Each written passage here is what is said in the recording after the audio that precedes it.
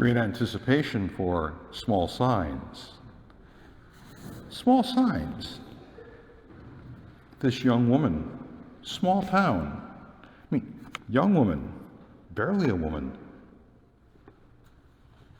Not connected with a household. Mary must have looked pretty ordinary in the everyday sense of things.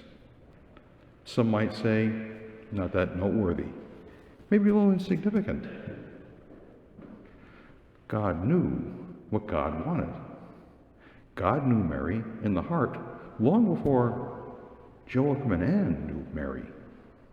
God had been preparing for a long time before she was born.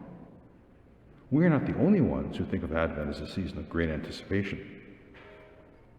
Blessed are the poor of heart, as Jesus or some would later say in the Gospels. Blessed are the poor of heart. Blessed are the pure of heart. They shall see God.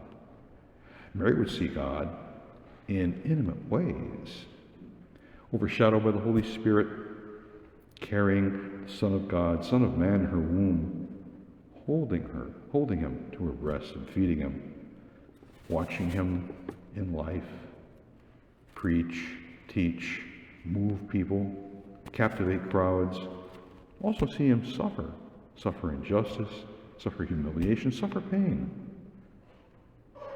What kind of heart would it take to be filled with all that? How can one heart hold all of that? Someone with a soul big enough to, take it all in. For as we know from the experiences we're here around Holy Family, that a sword will open her heart to let all these feelings come out. Now, Jesus, in the midst of his ministry, he would encounter all kinds of people, some of whom weren't necessarily pure in heart. But Jesus wasn't terribly picky about these things.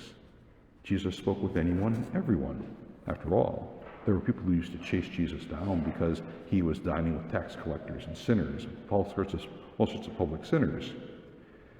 But Mary always was pointing to her son. Listen to him. Follow him. Her heart was filled with all that she knew was going to happen, maybe imperfectly, but still filled with a mother's heart and understanding of the heart that God gave her, the one who is sinless, from whom the author of new life comes to us.